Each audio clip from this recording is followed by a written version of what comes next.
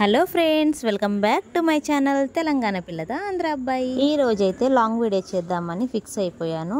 అది ఎక్కడ వరకు వస్తుందో చూద్దాము. ఈ రోజు మాడిబిడ్డ వాళ్ళ విలేజ్ లో అంటే కీసరాలో మార్కెట్ జరుగుతుంది. అంటే సోమవారం సంత. అక్కడ మార్కెట్ సోమవారం జరుగుతుంది కాబట్టి సోమవారం సంతకైతే మేము బయలుదేరిపోయాము. మార్కెట్ ఏమో 1 కిలోమీటర్ ఉంటుండొచ్చు ఇంచుమించు నాకు తెలిసి.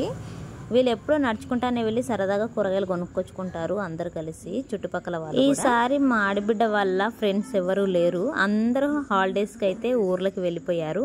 ఎలాగో మేము వచ్చాం కాబట్టి సరదాగా ఉంటుందని చెప్పి ఇద్దరం కలిసి నడుచుకుంటూ మాట్లాడుకుంటూ మార్కెట్కి వెళ్తూ ఉన్నాము.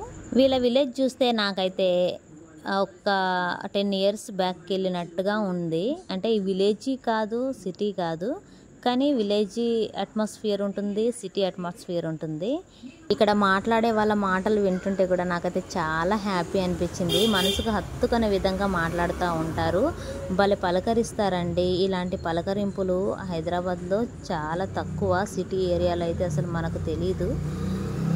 దారిలో వెళ్తా ఉంటే వాళ్ళతో వీళ్ళతో పలకరించుకుంటూ వెళ్తా ఉంటే ఈ కాయ కనిపించింది. దీన్ని ఏమంటారో నాకైతే తెలియదు. ఈ కాయలు దేనికి యూజ్ చేస్తారో కూడా నాకు తెలీదు. మీకు ఏమైనా తెలిస్తే కామెంట్ చేయండి.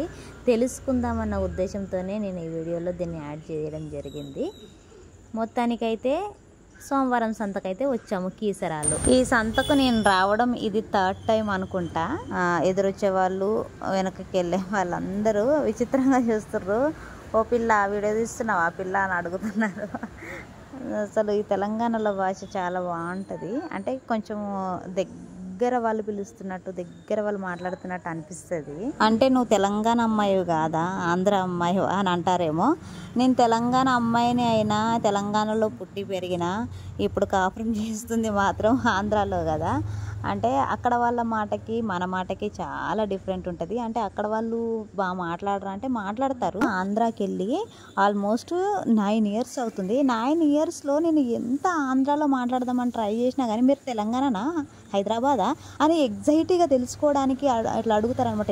ఎగ్జైట్గా అంటే చెప్పడంలో నాకు కూడా చాలా హ్యాపీ అనిపిస్తుంది. కానీ అంటే ఎక్కువ బయట తిరుగుతా వాళ్ళతో వీళ్ళతో మాట్లాడుతూ ఉంటే ఆటోమేటిక్గా నాకు కూడా ఆంధ్ర స్లాంగ్ వచ్చినేమో. కానీ ఎక్కువగా నేను బయటికి వెళ్ళను, అదే కావచ్చు మైనస్. మా వాళ్ళే అంటారు అనమాట, ఈ తెలంగాణలో ఉన్నోళ్ళు ఏమో ఆంధ్ర మాట్లాడడం రాకున్నా కానీ స్టైల్గా ఆంధ్ర మాట్లాడతారు. నువ్వేందమ్మా ఆంధ్రాలో వండుకుంటా ఇంకా భాష మారవలేవు అని అంటారు.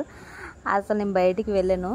కాకపోతే ఎక్కువగా మా అత్తమ్మతో మాట్లాడతా. డైలీ 1 అవర్ నుంచి 2 అవర్స్ వరకు అయితే మా అత్తమ్మతో మాట్లాడతా. వచ్చిన కొంచెం స్లాంగ్ అయినా మా అత్తమ్మ వల్లనే వచ్చిందని చెప్తా ఖచ్చితంగా. అమ్మ మాధవి ఏందమ్మా సోదేంది అని అనుకుంటున్నారా మీరు?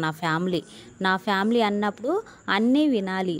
నన్ను ఇష్టపడే వాళ్ళు సోది అనుకోరు, నన్ను ఇష్టపడిన వాళ్ళు తప్పకుండా అనుకుంటారు. లాంగ్ వీడియో చేద్దాం అనుకున్నా, ఈ భాషతోనే అయిపోయింది.